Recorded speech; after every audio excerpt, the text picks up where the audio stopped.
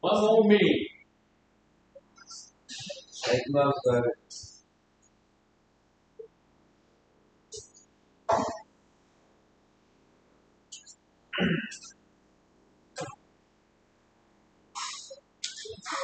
Alrighty then.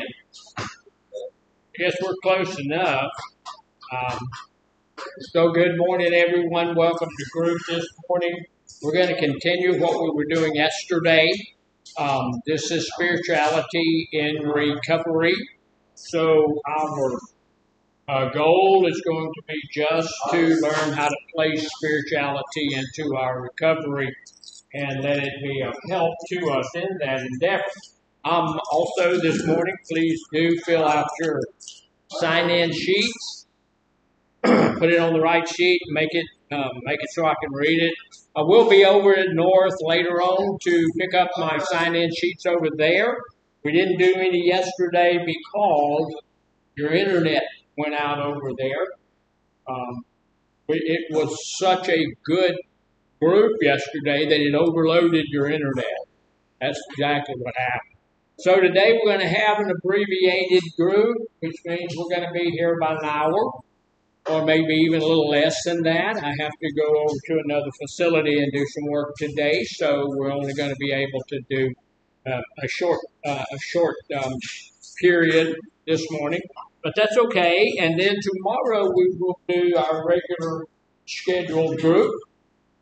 And then on Thursday and Friday, again, I will be out. Probably on those days, I'm not certain. I'm going to find out today what time I have to be there. And if I have to be at the other facility at 11. So if I have to be there at 11 on Thursday and Friday. We'll do the abbreviated thing on both of those days as well. So we're going to I don't want to say we're going to rush through it, but we're not going to take our time either this morning. So I'm going to ease through it, try to get all of the material in that's supposed to be for an hour and 45 minutes. We're going to do it in about 45 minutes. Yeah. So we're not rushing, but we're going quick. That makes sense? Not really, but that's what that is. So everybody has their book that they brought to class with them because that's what we do. We don't not bring our book to class. And we're on spiritual health. And we went over this yesterday, but I want to reiterate real quickly. And then if it's going to work out to where we're not going to be able to be here at all on Thursday and Friday, then we'll do all of the rest of them tomorrow. But we're gonna revisit this one on confusion this morning. And look, this is where a lot of people live. A lot of people, when it comes to spirituality, when it comes to the God thing, a lot of people are in this portion. A lot of us wind up in the confusion point, and we don't ever leave that. So we need to be at a place where we're moving forward, whether or not we want to accept what I believe or what somebody else believes or just something that's unique to you. We still need to be moving forward in it. So it says, look, there is a place we get to that's called confusion. You believe that some things transcend the physical world, right? Some things transcend the physical world. There are things that are we just don't understand. There are things that are beyond us. So we're at a place where we believe that some things transcend the physical world. There are things beyond ourselves, and praise God for that. But you have no real spiritual grounding. Mama didn't make you go to church when you were a kid. Y'all didn't pray together. You didn't do any of those things. You don't really have a belief system that's in place to gain further understanding of that spiritual health that's in your life. So at that point in time, you're just at a place where you're going, wow.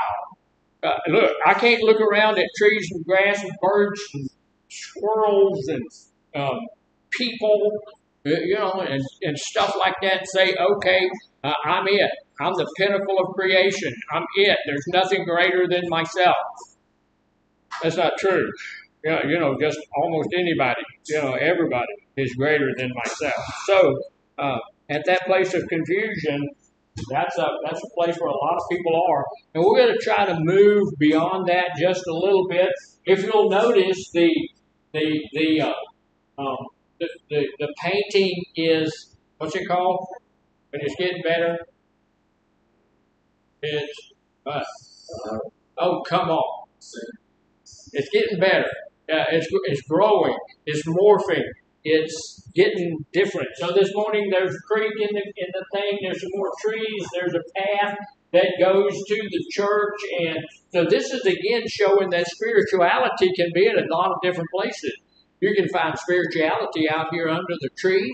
You can find spirituality out here in the front watching the squirrels. You can find spirituality if you go out here at the edge of don't do it because you get in trouble. But out here at the edge of the property out there, we have some dead trees. How can you find spirituality in that? Shows you the circle of life, right? I'm going to tell you something that probably you will not believe it. You're not going to believe it. You're not going to. You scarce will be able to take. You go to croak, you're going to die. This is not the end of all things. You're not going to be here. And 500-600 years from now, you probably won't be here. If you are, you'll be old.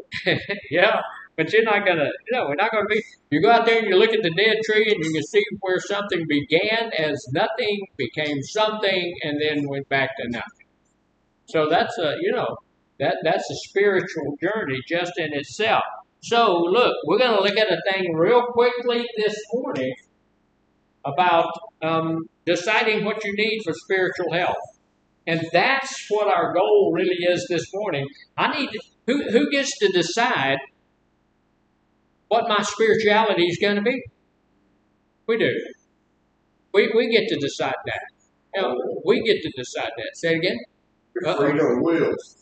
Freedom. Uh-oh.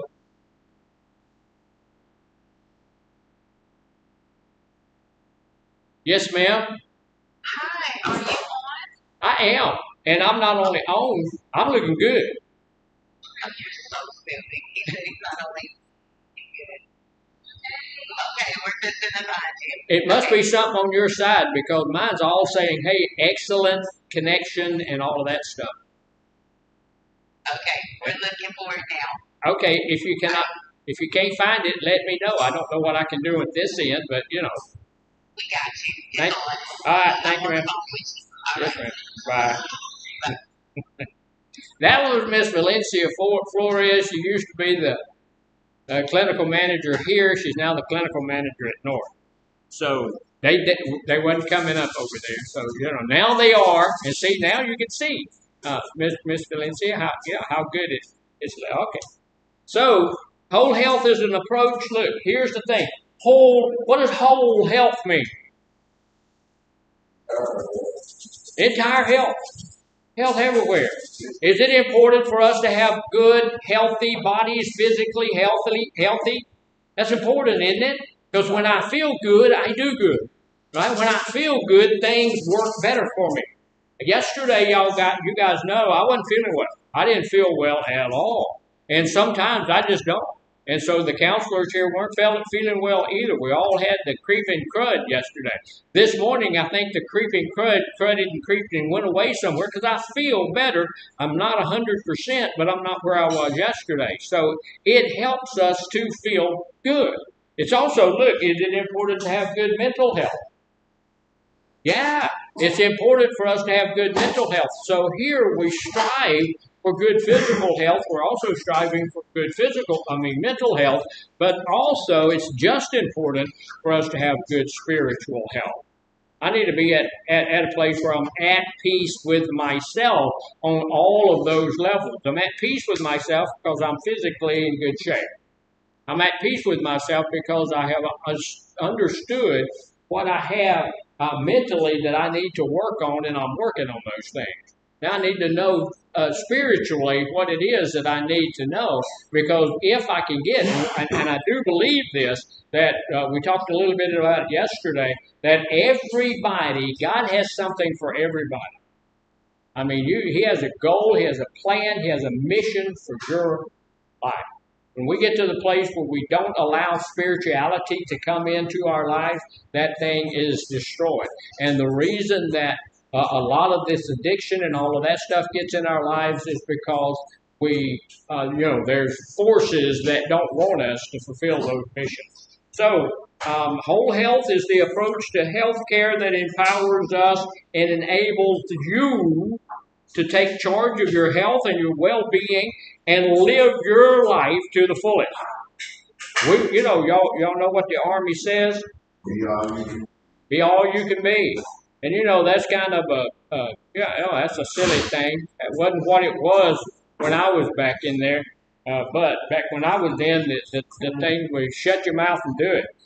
But be all you can be is a big deal. And we need to be looking at being all we can be. And we're not going to be able to do that if I am focused on just me. Right? I've had so many people, look, I've done this for a long time. I know y'all can't believe that, but I've done it for a while. And I have had so many people tell me, it's my life. I'm not hurting anybody but me. If I'm hurting me with all the drugs and the alcohol and the goofy stuff that I'm doing, I'm only hurting me. Is that true? No. That is the farthest thing from the truth, right?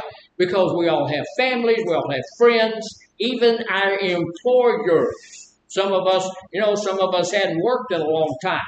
But if we get out of here and get a job and we go back to using drugs and alcohol and all of that kind of crazy stuff, that's going to impact my job, right? That's going to impact my employer. So it ain't just about me. It's about a whole bunch of other people. And so if it's about a whole bunch of other people, then my recovery needs to be about a whole bunch of other people. I need some help. I need some support in this, right? And sometimes the only support I can get is my higher power. Sometimes my sponsor is unavailable. Sometimes my sober support team is unavailable. Sometimes my family is not going to be really good support for me. Sometimes my only support is my higher power. Sometimes my only support is my own spiritual understanding. That's the only support I'm going to have sometimes. And even if I'm totally supported by my family, and I'm totally supported by my friends, and I have a really good sober support system, and I have a really good sponsor who has no better thing to do in his life or her life other than just to be here for me all of the time, I still come to those times when I need my higher. The Bible tells us that our next breath is promised, but not anything beyond that, right? So I need to be in contact with a higher power. It says, look, you get to take charge of your health, your well-being, live your life to the fullest. Here's the thing. It starts with you, right? This whole thing starts with me. In my life, it starts with me. In your life, it starts with you. We cannot depend on somebody else coming along and saying, hey, let me fix this for you. That'd be really great if that would work like that, right? Yeah. It would be. It'd be great if somebody would come by and say, hey, here, Bubba, take this pill, you'll be all right. Or somebody would come by and say, hey, look, let me just tell you this. You have 3 words. If you say them over and over again, you're going to be all right. But it doesn't work like that. It's going to have to start with me. If I'm not in this 100%, guess what? I'm not going to make it. You can't be in, I cannot be in my recovery 50%. I can't be in my recovery 95%. Because if I'm in it 95%, that other 5% is going to get me. Going to get me. So I have to be in it 100%. And I'm in mine 100%. I relapsed yesterday. Yeah, I was thinking, man, I don't feel good. I'm sick. I don't feel well. What was that? That is a good excuse. We've all got them. Good excuses for bad behavior, right? We've got all these good excuses for bad behavior. And I'm telling myself on the way home, look, one of those little pints of ice cream ain't going to kill me. Just one of those little bitty things of ice cream, that's not going to kill me. So I left a little early yesterday, and I stopped at Walmart and went in there, and, for those little bitty pints of ice cream, they're $3. There's another type of ice cream right down here where you get like half a gallon. And it's the same price so guess what I bought? I don't waste me no money. So I got that thing. I didn't eat all of it, but I ate about half of it. So I relapsed on sugar yesterday, but I have started again today, and I'm not going to relapse again on sugar. I'm not going to do it. I've had my last sugar fix. It's done. I'm gone. So I'm starting back this morning because it's serious for me to be able to do that. So here's the deal. It starts with me. It's fueled by the power of knowing yourself, what really works for you in your life. Once you have some ideas about this, then you can get together with other people, get the team together, and with the skill support and follow up the needs so that you can reach your goal. Here's the deal. We need to, what's our goal? Now this morning our goal is to learn a little bit more about spirituality, but our goal in here is to get into recovery, right? All right, so here's the problem. I want to tell you, I've told you all this about 40 times, but we don't listen real well, so I'm going to tell you about the 41st time. There's this huge big old gulf, real big gulf, real big difference between sobriety and recovery. So what is sobriety again? Just being sober. Just being sober. When I'm sober, I'm in sobriety. Now, I need to get into sobriety to get into recovery, but recovery is completely different. Recovery is a changed lifestyle that will change my life. I cannot change my life and stay in the same lifestyle. I cannot change my life. I can't say, well, look, I need to change my life. I'm going to get completely different. I'm going to change my life. I'm going to stay in recovery. I'm not going to use anymore. This is what I'm going to be for the rest of my life and all of that kind of stuff. But I'm still going to go to the bar. I'm still going to play pool out there. And I'm still going to do this. I'm still going to hang out with Bubba, who uses every day. I'm still going to go back to those old people, places, and things because that's what I like to do. You ain't got a snowball's chance in Phoenix, Arizona to make it. Right? So, let me ask you something real quick. What is spiritual health? If I want to get my spiritual health together, what is that? What does that mean? It's easy enough to say, but what does it mean? Somebody got an idea? Finding a spiritual path that helps you stay. Okay. Finding a spiritual path that helps you stay spiritually healthy. Okay. All right. So here's the deal. Spiritual health means different things to different people, right? It does. Some of the things people mention when you try to define spiritual health is connecting with something or someone bigger than yourself. All right? All right. Now look, we're talking about on a spiritual basis too, because where's Mr. Adams? Look, I'm just picking on him. He's not here, I can pick on him, right? He's bigger than me. So does spirituality mean connecting with Mr. Adams?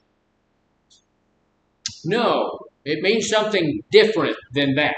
It means something different.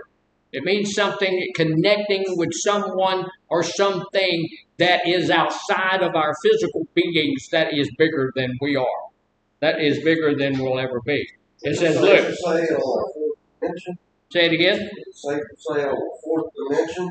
On a fourth dimension. I don't know. That's on Star Trek, and I'm not sure about that. No, I want to. I'm thinking that my spiritual connection with my God is on the same dimension. We're at the same place. You know, my Bible tells me that my God is as close as my fingers and toes. I said that was in the AA. It says it in the AA book? Okay. Well, I study the Bible more than I do the AA book, so, you know. Connecting with something bigger or someone bigger than yourself, and it might include things like this. Living based on what matters and gives life meaning. Living based on what matters and gives life meaning. Here's the thing. Something that gives life meaning in your life can be considered a spiritual connection. Can you get a spiritual connection with your children, grandchildren? You can. Friends and family and stuff like that, you can. If that is important to you, then it can be seen as whatever gives life meaning can be your spiritual connection. Or seeking God or a higher power. You know, I love to get a spiritual connection with all sorts of things. I like to go out and look at the trees and see, you know, I get a spiritual connection from that. I like going to see my grandkids and all. I get a spiritual connection from that. But I seek a higher power than myself, who is to me my God. That's me. I seek my God because there is something to me that's greater than myself, and it's also greater than nature. You know, nature's great. Love nature, and I get a lot out of nature. I'm in nature more than most people because when we go to vacation, we go to state parks, and we stay in state parks. And I get a lot from waterfalls and all of those kinds of stuff. When we went to our vacation this year, we went to Falling Waters State Park in Florida. Have you heard of that? Falling Waters State Park. And the reason I bring that up is, hey, I get a lot from waterfalls. I think they're beautiful, all that kind of stuff. But when you go in the gate, it said Falling Waters State Park, dry. A little sign up there they stuck up as dry. So the waters weren't falling, right? So the point of that is, although I can get a spiritual connection from the trees, from the falling waters, from all of those kinds of things, sometimes the trees fall down. Sometimes the trees die. Sometimes the water don't fall, right?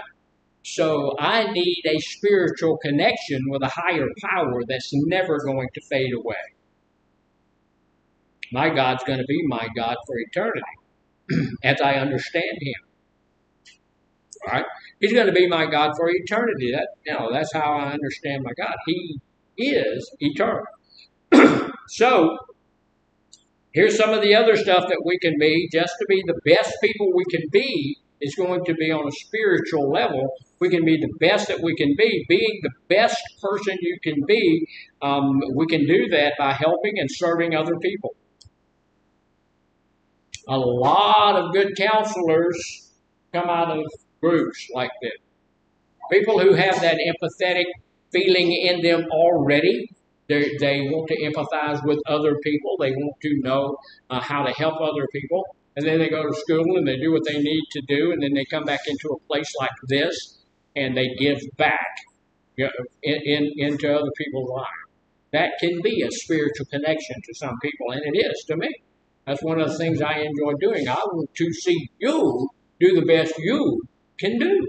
Right? And man, I'll tell you what, we've had people come back after years and years and years, and they say, man, I knew you way back then. We have a counselor that came to me the other day and said, do you remember me? I said, no, I don't remember you, dude. So, well, you were my counselor 30 years ago. Okay, then. Yeah, I did. Yeah. And then I lied to him like a dog and said, yeah, I understand. Yeah, I remember you now. But they became a counselor, and they're doing the same thing. Here's the other thing, just not giving up. Meeting the challenges that you face in life every day. How many good folks know that if you live today, there's more likely going to be a challenge today? There's going to be something, somebody's going to say something, it's going to hurt your feelings. There's going to be, look, when you get your lunch today, it's not going to be what you want. When you get your supper tonight, it may not be what you want. The chair may be too hard. The bed might not be just long enough. There's all sorts of things that's going to become a challenge today.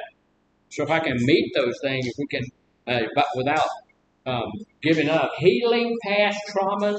Lots of people have a lot of traumas. Practicing, and this is a big one, in order to get some spirituality out of just practicing forgiveness. That's not the easiest thing sometimes.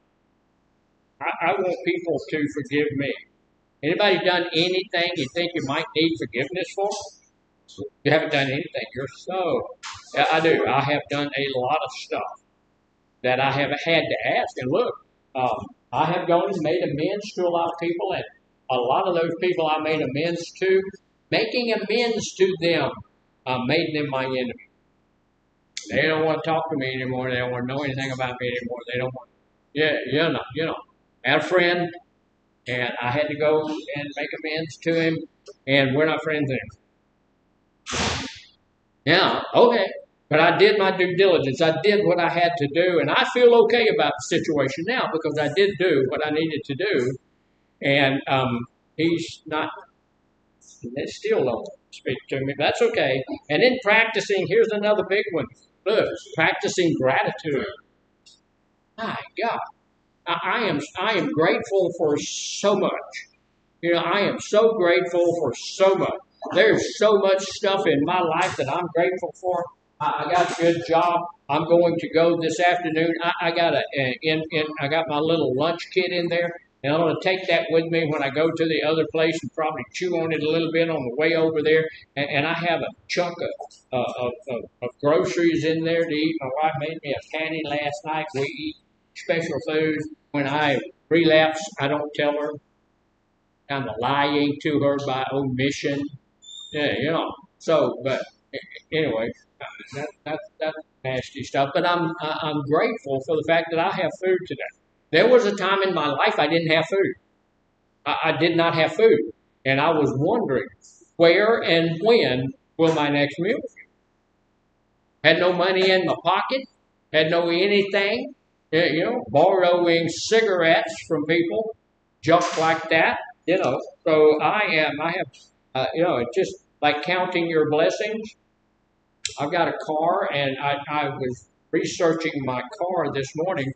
I pulled out of the pharmacy yesterday, day before Saturday was Saturday, and as I'm pulling out of the pharmacy, the what is that? The left front tire seized up, and then it quit, and okay. It's done that 5 or 6 different times, and I'm thinking it's got to be the transaxle. It's yeah, that's exactly when I looked it up, they said that's probably brake calipers. They're doing this, that, and the other. So that's a really good thing. So I'm going to go and get that fixed, or fix it myself. Just pull all that apart, throw it all back together, and it'll be all right. So I practice gratitude. That to me, that I am grateful for that, because what that tells me, it's not the transaxle, which is $3,000. It's this other little junk, which is $300. So that's just a great, great thing. We had some roof rot on our trailer, and have you ever been grateful that the insurance wouldn't help you? The insurance, they wanted $10,000 to repair the roof on our RV. Yeah, 10,000. I've got a 30-foot RV. $10,000 to repair the roof rot. So we told the guy, the insurance came and looked at it and said, no, we're not going to do anything for that. So I'm like, okay. So we met a guy, the guy there said, hey, call this fellow. We called him. He came out and redid the whole thing for $500. $500 as opposed to 10,000. No. Yeah. So anyway, I was really grateful for that. My wife was so grateful she doubled her pay. She gave him $1,000. You know, counting your blessing. It's great stuff. Finding meaning, and look, this is one of those hard things, and I have a hard thing doing it. Have a hard time doing it. Finding meaning in suffering and bearing it with dignity. Let me tell you something. I don't want to do any suffering. You? I don't want to do any suffering. I don't want to do it. My wife's going to the dentist today. Why do you think she's going to the dentist? Well, she had them that put a cap on one of her teeth, and it's still hurting months later. So she's not bearing up with that suffering. She doesn't want to get in that suffering. I don't want to be that way. So I try to get away from all the suffering and junk that I can get away from. But if something happens, I'm in the midst of suffering, something happens to me, I'm going to go to my higher power and say, hey, look, I don't want to do this by myself. All right, let's go through this together. Is there anything that you could think of in your life that would make you fall apart? Yeah. How about your kids dying? I have a guy in our church who he had 2 sons. Both of them died. One died from a drug overdose. The other one, we still don't know. He was a black belt in judo, karate, jiu-jitsu, hit you in the eyeball, some kind of something. And he was just, one rock hard muscle. And they found him in the midst of 51. They found him in the midst of all of his workout stuff. He had fallen over dead. And to this point, they still haven't told us what happened. I guess they don't know. But he had 2 sons that died. Shortly after that, he had put his wife into nursing. So his all sorts of stuff happening to him. But look, he went through that. He has the same higher power I do. He spent a lot of time talking to God, and he got through that with dignity and aplomb. He just took it probably much better than I would. So some of those things are what we can account for as important to us. So which of those feel more important to you? So that's how we can count and know spirituality. So what is a spiritual illness? That's what we're talking about. We need to get beyond the spiritual illness. So what's a spiritual illness? Doubting God. What? A doubt?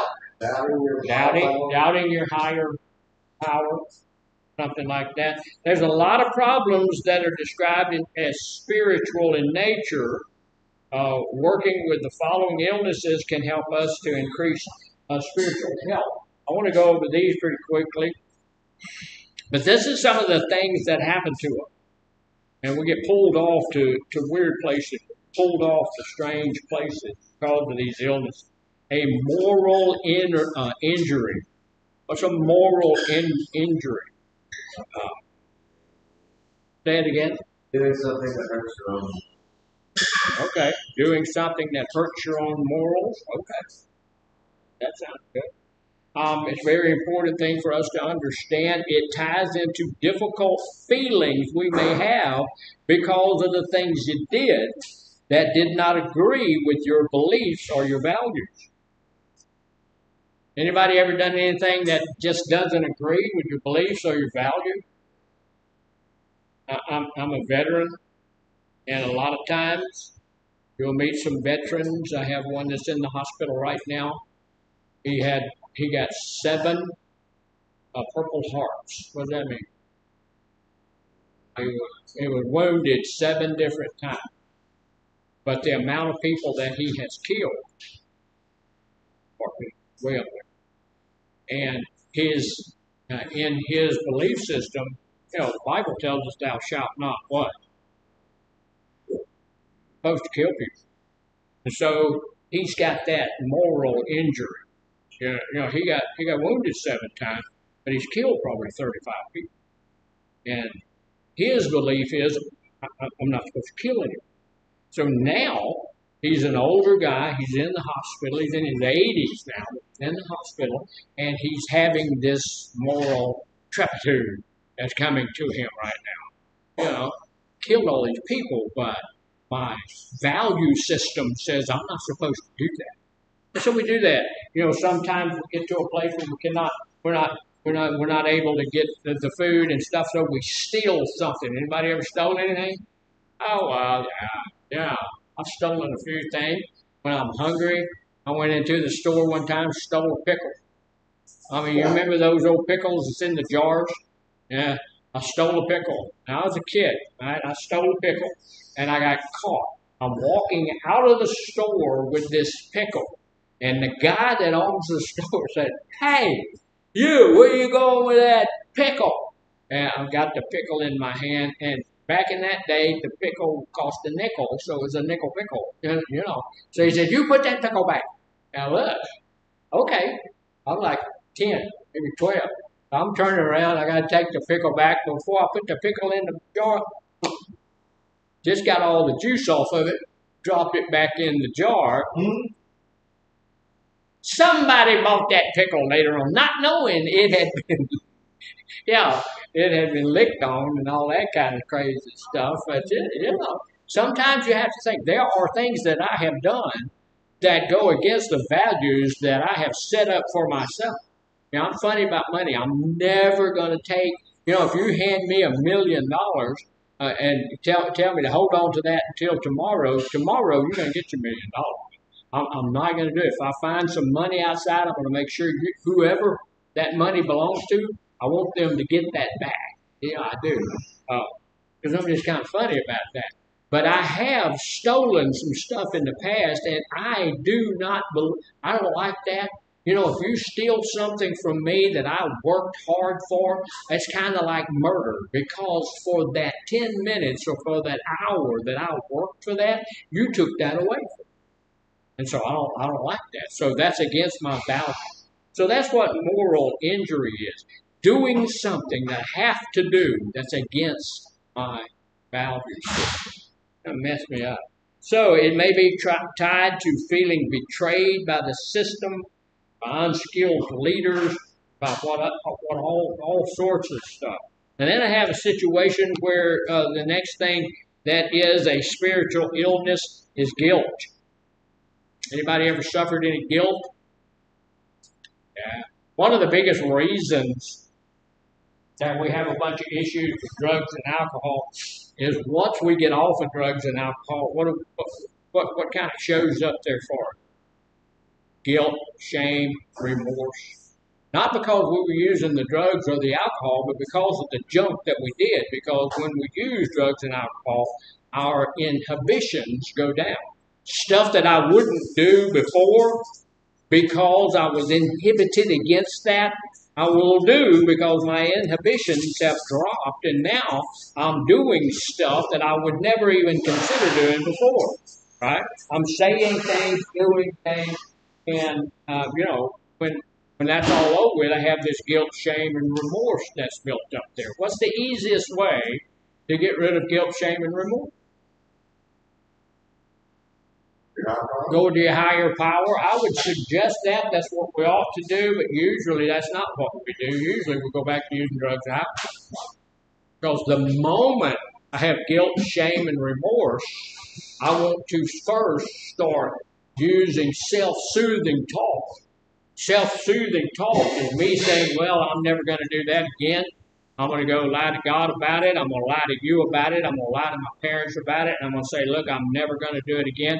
Just like I told you guys earlier, I relapsed yesterday on sugar, but I'm never going to do that again. So that is self-soothing thoughts. That's stuff I'm telling myself to make myself feel better about myself, right? So that can be something that's a real spiritual illness. Feeling like a higher power or other people can never love you because of what you've done. Feeling like if there is a God, he don't know all the mess I've done, and if he knew all the mess I've done, he couldn't care for me about it anymore. And there's, surely, now, maybe, even if I get myself around to the place where I can believe it, okay, maybe my higher power, maybe God, who is, after all, God and can do anything, maybe he can love me, but, other people won't be able to. So that's not true. I've seen some people that, have some people that love them. I was at the prison for years, 16 and a half years. And I'd have to go in as a counselor sometimes and be in the visitation when the parents came to visit, and it didn't make any difference. Guy had killed 20 people, whatever it was, did some horrific things, but Mama always going to come by and visit. Mama's going to love them no matter what. So they'd come in, they'd have big old bags of quarters and buy food and stuff out of the vending machine so the kids can have it while they're there. Dad, a lot of the times, didn't come. Not nearly as much as Mom. But moms are going to come. There's that special thing between moms and kids.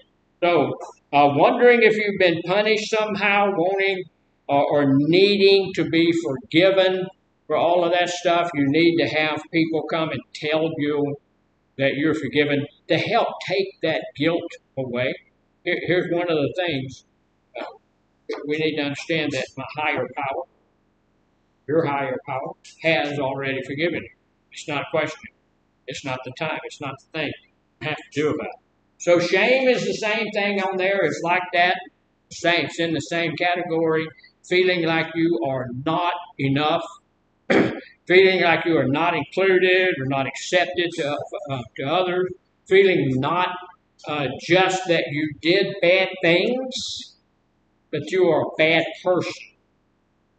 Look, now if you continue to do bad things, are you a bad person? That's a good question, huh? Here's the deal. I've done some bad things. I don't believe I'm a bad person. I don't do those bad things that I used to do before. I sought forgiveness for those bad things. If you continue to do those bad things, if you enjoy doing those bad things, and if you're not looking for an out from those bad things, perhaps you are a bad person. But you're not a bad person. Your actions do not define you. As long as those actions are admitted and you're trying to move away from those actions. You know when something's not right. You know when something's going to hurt somebody else. You know when something's going to hurt you. And so if you're going to do those things, you know that you shouldn't do those things, then you need to be moving from them. But if you've done something reprehensible in your past, that's not who you are. That's your past. As long as you're out of that and you're gone, and like eating Brussels sprouts. If you don't eat Brussels sprouts anymore, you're okay. If you continue to eat Brussels sprouts, you're going to get gas. Sure. They sure are good. See, there's one in every crowd. I eat Brussels sprouts every other day at least. I don't like them at all. They don't taste good. There ain't nothing good about them. They're bitter, and you can't put anything on them. My wife cooks them with a little bit of salt and pepper, and you have to eat the little stupid thing. But they're really good for you, so you're supposed to be eating them. But there's always somebody, I like them. I think they're good. President Bush tried to have them completely outlawed. He wouldn't eat them at all. So, and that's shame. Look, and then we get to that place where we feel like we are powerless. And so powerlessness, feeling completely out of control, concerns about death and what happens after we die. What's going to happen when I die? We have all of those things. I'm powerless over those things. We are powerless over some things. You're going to die. Right? Probably not today. Most of us are healthy enough to say we're not going to die today. Probably not in a short time from now, but at some point we have that appointment, and we're all gonna do that. Nobody's gonna live here forever. No, we're gonna die. So separation, feeling cut off from others and cut off from the world, disconnected, meaninglessness, feeling distant from God, from higher power, being overcome by crises of belief or grief. What's a crisis of belief? A crisis of belief is when I really find myself, like you said earlier, doubting. I have come to believe that, hey, I believe that there is a higher power. I believe that Jesus is my God. I believe that. And then something happens that I have fear, doubt, and unbelief come upon me. And, I repent every morning. Not every morning, but a lot of mornings of fear, doubt, and belief. I want to believe supremely. I don't care what anybody says, when anything happens. I don't care what the government does. I don't care what you do. I don't care what anything. I just want to be a complete, total, utterly sold out believer in the Lord Jesus Christ. That's what I want to believe. No doubt at all. That's just who I am. But sometimes, that little doubt, because I can do something, say something, think something that would make me think, oh my God. How could I, somebody that did that, thought that, saw that, acted that way, how could God love me? How could God save me? How could God care about me? I have denied Him all these years. I've done all this. How could He do that? And then I found a place that said that there's nothing that you can do either way or the other. You can't be bad enough for God to love you any less. You can't be good enough for God to love you anymore. He just does. That's the way it is. So, anxiety is another one. Wondering if I can be forgiven for the stuff that I've done. Feeling afraid because of how much you do not know. We're pretty smart in here. There's no dummies in here. But I guarantee you, there is so much that we don't know. Sometimes we think we do know. Sometimes we're at that place where we've got ourselves in a place where we think we're our own higher. Well, that's a bad, sad, and scary place to be. So what are some ways that I can focus on spirit and soul? And as part of my self-care, I'm going to rush through this so we can get this done. Be clear on what you value. Know what spirituality means to you. Be clear on what you value. Know what matters to you. Seek a spiritual and or religious guide. Talk to a community of faith leader. Talk to a pastor, a preacher, somebody like that. Maybe somebody you already know or not. There's chaplains and pastors and all kinds of stuff that you can talk to. Others talk to others on their journey towards spiritual healing. It's okay to listen, find somebody that's already in a good place and go get with them for a minute. It's going to help you. Set aside some regular times, and we don't do this much, but set aside some regular times and places for spiritual activities. Does that mean going to church? It can. There's a lot of spirituality in a lot of different churches, so it can. So go to church. Set aside that regular time for spiritual activity. Holidays can be important. Some people find meaning in prayer. I pray every day. I pray before I do the group. I pray, Lord God, don't let me have to kill somebody. You know, I pray every day. Let this be something that's going to help somebody. You know, I don't want to do it. It's not going to help somebody. Let me know. The Holy Spirit tell me if this is not going to be helpful, I'll go do something else. You know, keep me here as long as you need me to be, as long as I can be effective. Right? The day that I see that, hey, this is not effective, I'm just an old man trying to tell some other guys what to do, and so I'm going to go do something else. Go home and sit down. I got this really nice chair. So, some people find meaning in prayer, reading scripture, sacred writings, or going to religious services. Others find meaning in walking in nature, spending time with a loved one. What works for you works for you. Right? So, others on their journey towards spiritual healing, pray. You can use one or more practices that support spiritual health. Prayer, explore one of the many traditional forms of prayer, meditation. Use a you can just meditate with one phrase or one portion of scripture. Reviewing your day, look, just take a look at what you did today, whatever you did today, and see if you've hurt somebody, see if you've insulted somebody, see if you've been more in tune with who you are and your own needs than the needs of other people. And if you have, just work at being a little bit better tomorrow. Tomorrow is Wednesday. Tomorrow can be better than Tuesday. So I'm going to tell you something. The way that it's set up, we're supposed to have God first. Other people should come second. And you should be looking out for other people's interest before you're looking out for your own. And so if I'm not doing that on any level, I need to start looking at getting that done a little bit better. So review your day, seek to improve for the next day, read the Bible a little bit, and then this is the big one on that, forgiveness.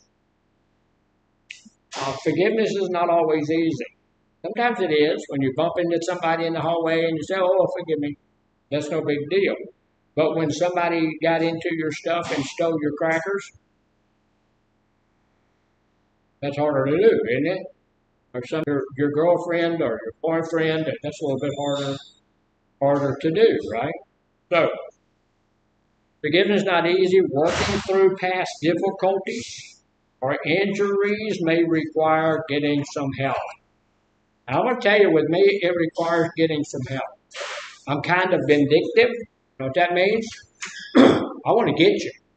If you got me, I want to get you back. I want to get you back. If you're not paying attention in group, when I do the group note, I'll put your name down. Didn't pay attention in group. And I'm going to take it to your counselor and say, I didn't, no. I was watching it. Mr. Wilder didn't pay attention in group. Acted like he did, but didn't pay. I could tell. That's what I want to do. I don't usually do that. I just say, okay, just forgive that person. Let that go. So forgiveness is not always easy. Those who move through the process are going to find it helpful. If I can forgive other people, I can feel better about myself. It's not about feeling better about that person. I don't even have to like that person. I don't have to be happy about being around that person. But if that person did something that hurt me a little bit, if I can forgive that person, then it's going to make me feel better about me, not about that person. So forgiveness is not always about saying it was okay that somebody hurt you. It's about setting yourself free so the power of that experience can no longer hurt you. And that's what's important. That experience is not going. When I think about it, it's not going to be a big deal. It's also not about being able to learn to forgive yourself. Sorry, I said that wrong. It's also about being able to forgive yourself. Because I'm not going to be able to forgive me very well if I can't forgive you. You know, I need to practice forgiving you if I'm going to forgive me. So, serve others, that's a big deal. This does not have to be just about you, it's also about service. We understand this better when we do it. You could do some volunteering, try to do something. So, really quickly, and I went through that too quickly. This is how we use spirituality to help us in our recovery. One thing about spirituality, one part of spirituality is reflection. What does reflection mean? Thinking inwardly, thinking about inwardly. Reflect on a time when you felt a deep sense of inner peace, connection. What contributed to that experience, and how can you recreate it in your everyday life? Like that. I'm watching a thing now. I want to go to Pennsylvania. Pennsylvania is a beautiful state. And they got some goofy stuff, going on there. But if you drive back in the back roads, there's some beautiful stuff. So I just think about stuff like that, and that's just wonderful. Spiritual growth. How has your understanding of spirituality evolved throughout your recovery journey? What role does it play in your life now compared to before you attended treatment? Is it something different? We talk about it a lot. We talk about spirituality. We come in here, spirituality is part of your workbook. Spirituality is part of the treatment that we give here. And so when you came in to treatment, there's a level of spirituality that you're at. And when you leave treatment, that level of spirituality should have grown. That doesn't mean that you've come around to my way of thinking. That means your level of spirituality has grown. If you are a seeker, if you have sought, perhaps you will find. So, one of the things we talk about all the time too is journaling. Write about a spiritual practice or activity that's been particularly meaning to you. How does it support your mental, physical well-being? Put it down there, meditate. Think about people in your life who inspire you spiritually. And then look at your core beliefs. What are they? So, if you meet a new person, think about asking them to go out for a cup of coffee. The core belief sometimes can be, I am not worthy. Are you worthy? Usually, look, here's the deal. We're not made worthy by what we've done. We've made worthy by who we are. Okay? And your actions and the things you have done do not define you. So, thank you for paying attention for this one little quick group. I will be over at North to pick up a sign-in sheet sometime this afternoon or tomorrow morning before the week's out or something. So, thank you.